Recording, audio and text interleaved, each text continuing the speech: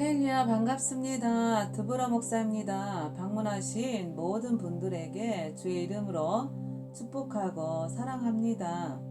이번 영상은 들림을 받기 위해서는 어떻게 해야 하는지 그 자격에 대한 내용을 전해드리겠습니다.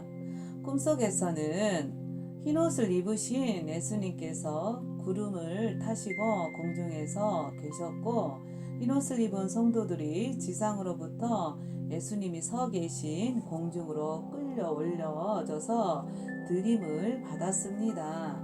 저도 함께 예수님이 계신 공중에 갔었고, 어디요 문이 보였는데 거기에는 혼인잔치에 들어갈 수 있는 문이 있었고, 흰 세마포 옷을 입은 신부들은 그 천국문으로 예수님과 함께 들어가는 것을 보았습니다. 저도 그 문으로 들어가려는데 예수님께서 저에게 말씀을 하셨습니다. 그런데 그날 꿈속에서 저에게 분명히 말씀을 하셨는데 그 부분은 비밀로 감추셨고, 곧바로 예수님께서 혼인잔치가 열리는 문으로 들어가신 후 곧바로 그 문은 굳게 닫히고 말았습니다.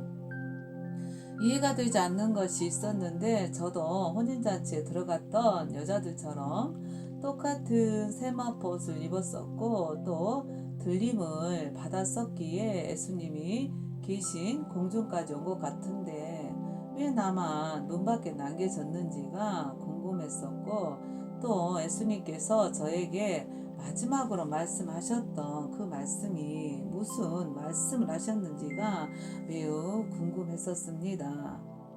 유에서에서도 부름을 받은 자들이 있다라고 하셨는데, 그 남겨진 자들의 부름을 받았던 건지 아닌지 확실치가 않았었습니다.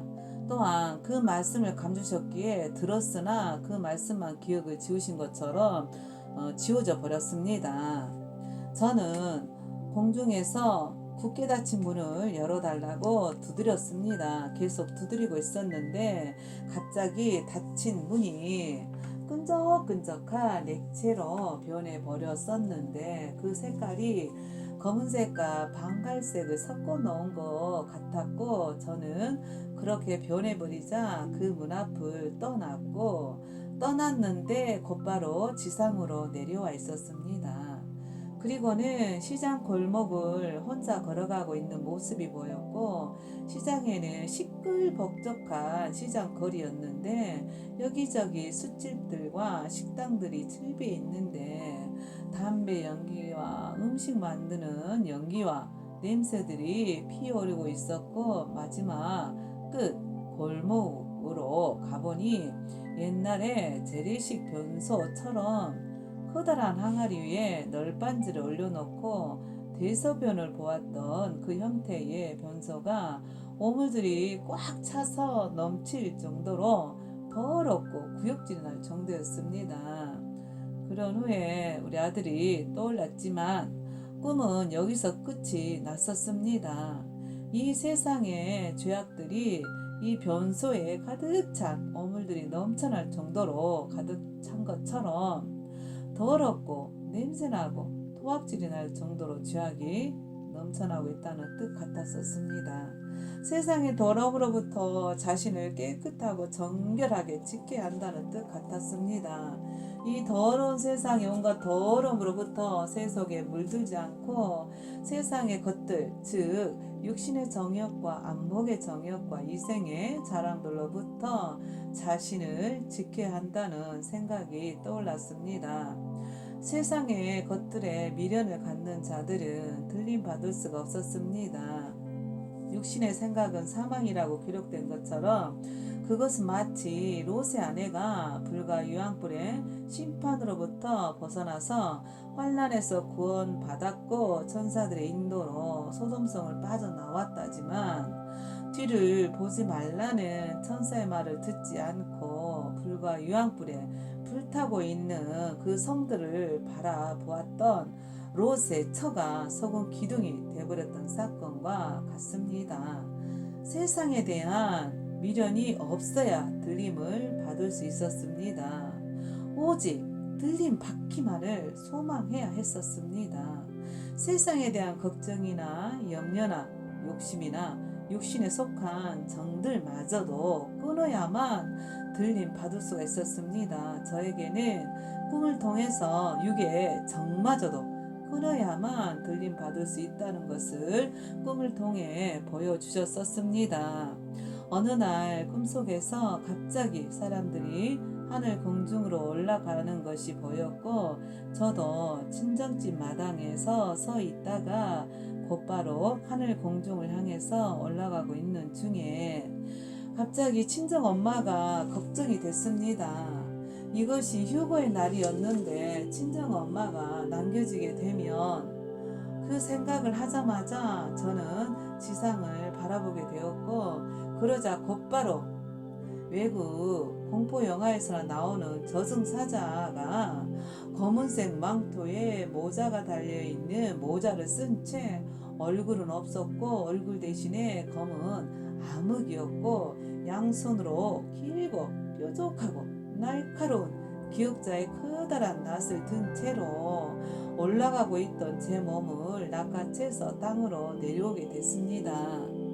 들림 받는 자들 중에 새 속의 정들과 새 속에 사랑한 것들을 끊지 못하고 미련을 둔 자들을 향해 그 길고 커다란 낫으로 그 사람들의 몸을 낚아채서 땅바닥으로 내팽겨 쳤었습니다.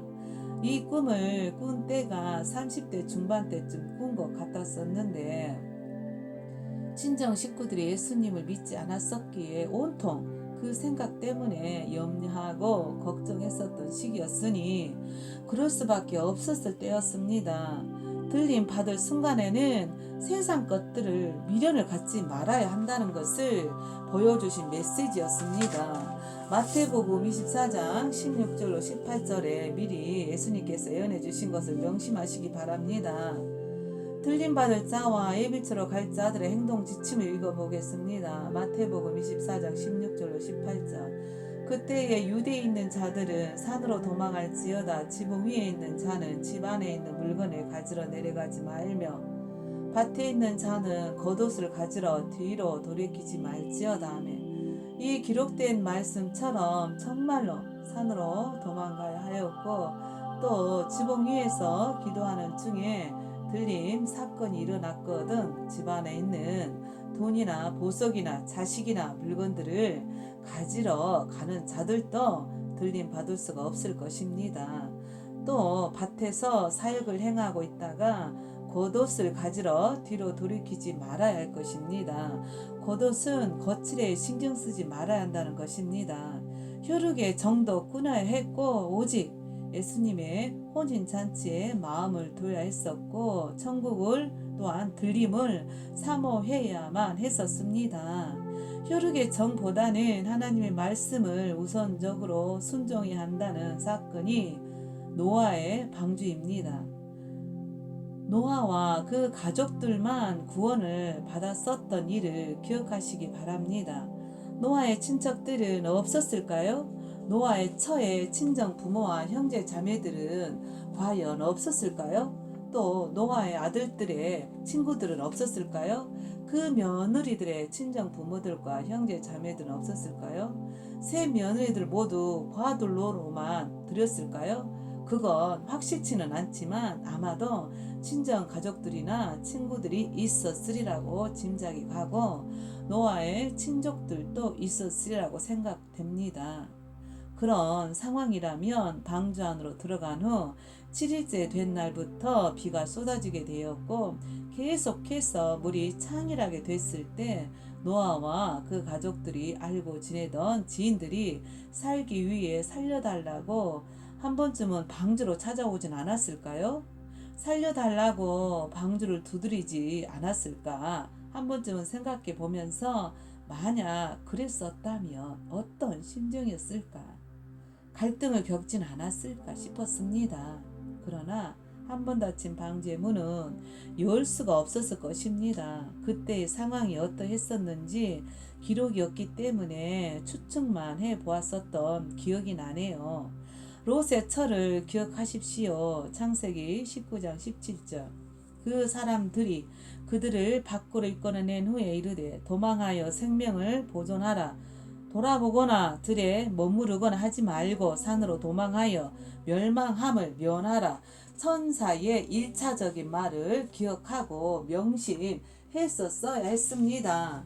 세속의 미련을 떨치지 못한 롯의 처가 들림 받을 자에게 교훈을 주고 있는 구절이 창세기 19장 26절입니다. 롯의 아내는 뒤를 돌아본 거로 소금 기둥이 되었더라며. 그리고 이어진 짝된 구절이 예수님께서 마태복음 24장 18절을 통하여 롯과 가족들에게 천사에게 한 말씀과 같은 말씀을 해주십니다. 밭에 있는 자는 겉옷을 가질러 뒤로 돌이키지 말지어다. 아멘. 롯의 아내도 소돔성에 있는 자기 집에서부터 천사 인도함을 받아서 도망을 쳤었던 부분을 기억하시기 바랍니다. 천사와 함께 수알산까지 롯의 첫 도망하였었습니다. 그런데도 돌아보지 말라, 들에 머무르거나 하지 말고 산으로 도망하라고 천사가 1차적으로 말하였던 것을 따랐어야 했었습니다. 롯의 처도 수알성까지 천사의 도움과 인도로 벗어났었는데 그런데도 안타깝게도 뒤를 돌아본 거로 소금 기둥이 된 일처럼 꿈속에서도 저도 막 올라가고 있던 중이었습니다. 그런데 친정 엄마가 걱정을 한 순간부터 저승사자가 길고 커다란 낫으로 제 몸을 낚아채더니 땅바닥으로 끌어내려 버렸었습니다. 이 구절의 말씀이 정말로 실제로 일어났었습니다. 꿈속이었지만 마태복음 24장 28절의 말씀이 현실이 될 것이라는 그러한 징조로 보여주셨던 꿈이었습니다.